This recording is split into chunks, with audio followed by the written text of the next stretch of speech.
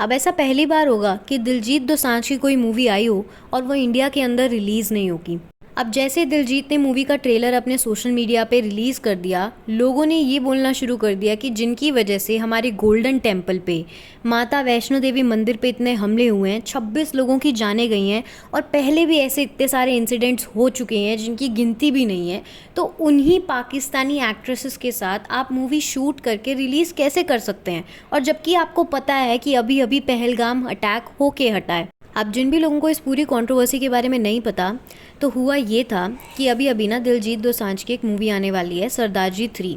पहले भी सरदार जी 1 और सरदार जी 2 लॉन्च हो चुकी हैं और बॉक्स ऑफिस पे काफ़ी ज़्यादा अच्छा कलेक्शन भी कर चुकी हैं।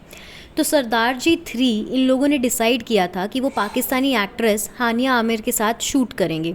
अब शूटिंग तो हो चुकी थी पहलगाम अटैक से पहले। अब शूटिंग के बाद रिलीज़ मूवी पहलगाम अटैक के बाद, यानी कि ऑपरेशन सिंदूर के बाद रिलीज़ हो रही है। अब मूवी में जो पाकिस्तानी एक्ट्रेस है उनका नाम है हानिया आमिर, जो काफ़ी ज़्यादा पॉपुलर भी थी इंडिया में भी।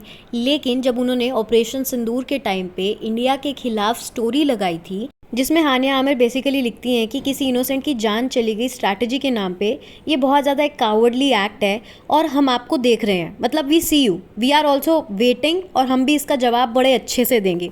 और इन्हीं सब के दौरान गवर्नमेंट ने सारे पाकिस्तानी ड्रामाज जितने भी यूट्यूब पे चैनल्स थे उनको बैन कर दिया इंडिया में, और इनके इंस्टाग्राम अकाउंट्स को भी बैन कर दिया था।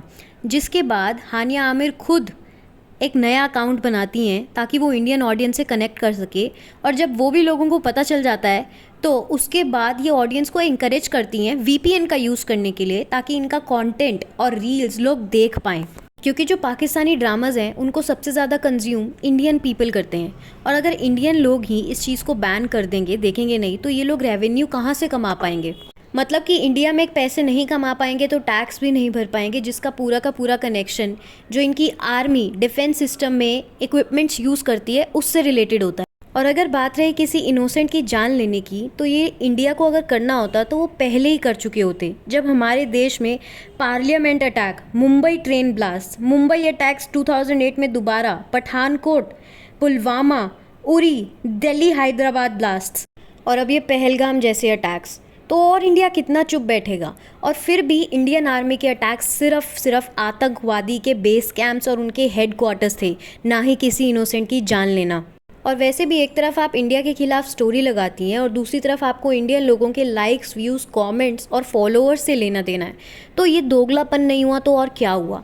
तो और उसी एक्ट्रेस के साथ अब दिलजीत दोसांझ की मूवी का ट्रेलर सोशल मीडिया पे रिलीज़ होता है, तो ऐसे में ऑडियंस का गुस्सा होना तो जाहिर सी बात है, जिसकी वजह से प्रोडक्शन ने ये फैसला लिया है कि इंडिया के अंदर मूवी लॉन्च हो ही नहीं सकती, मूवी ओवरसीज़ ही लॉन्च होगी। यानी कि ये सिर्फ movie UK, Canada based, middle east based लोगों के लिए है, फॉरेन मार्केट्स के लिए है। अब इन सब के बाद ना बीच में उड़ती उड़ती खबरें ये भी आ रही थी कि हानिया आमिर की जगह किसी दूसरी एक्ट्रेस के साथ ये सारे सीन्स दोबारा शूट करवाए जाएंगे, लेकिन ये नहीं करवाए गए क्योंकि जितना कॉस्ट पूरी फिल्म को बनाने पे लगा है उससे डबल ट्रिपल कॉस्ट पड़ जाती है अगर यही सारे सीन्स दोबारा से शूट करने पड़ते और उस एक्टर को भी पेमेंट करनी पड़ती। अब मूवी में पैसा लगा है प्रोडक्शन वालों का, तो मूवी को रिलीज़ कर दिया गया है, लेकिन सिर्फ फॉरेन मार्केट के लिए। और बात रही दिलजीत को हेट मिलने की, तो उसका सबसे बड़ा रीज़न ये है कि जब पहलगाम अटैक हो रहा था और ऑपरेशन सिंदूर भी हुआ, तो दिलजीत ने सिर्फ एक स्टोरी लगाई थी, वो भी सिर्फ पंजाब में जो इंसिडेंट्स हुए थे थोड़े बहुत वो। उसके बाद ना ही इंडियन आर्मी के लिए कोई स्टोरी लगाई और ना ही आवाज़ उठाई उस तरीके से जिस तरीके से पाकिस्तानी एक्टर्स अपने देश के लिए उठा रहे थे आवाज़। और उस टाइम पे दिलजीत ही नहीं, कई ऐसे बड़े बड़े बॉलीवुड एक्टर्स जैसे कि सलमान खान, आमिर खान, शाहरुख खान, किसी ने भी इंडियन आर्मी तक को सपोर्ट नहीं किया सोशल मीडिया पे आके। और उसके बाद दिलजीत कांस फिल्म फेस्टिवल में भी इंडिया को रिप्रेजेंट करने गए थे पंजाबी कॉस्ट्यूम पहन के, जिसकी वजह से उनको काफ़ी फेम, लाइमलाइट और दुनिया भर का प्यार इंडियन ऑडियंस ने शावर किया था उन पे। अब ऑपरेशन सिंदूर के जवाब में पाकिस्तानियों ने भी गोल्डन टेम्पल पे और माता वैष्णो देवी मंदिर पे हमले किए थे।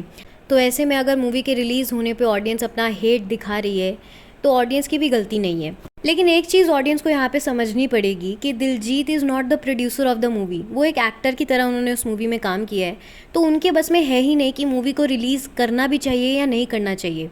और दिलजीत को भी पता था कहीं ना कहीं कि जब मूवी का ट्रेलर रिलीज़ होगा सोशल मीडिया पे तो उन्हें काफ़ी ज़्यादा हेट मिलेगा, जिसके बाद उन्होंने 2 पोस्ट कुछ ही घंटों में फटाफट अपलोड कर दिए अपने सोशल मीडिया पे, ताकि लोगों का ध्यान उस ट्रेलर से हटके उन पे आ जाए। अब क्या सरदार जी 3 में हानिया आमिर का होना does it really bother you, और क्या आप मूवी अभी भी देखोगे? इस पूरी कंट्रोवर्सी पे आपके क्या ओपिनियंस है? Do comment, like, share, subscribe the channel for more gossips.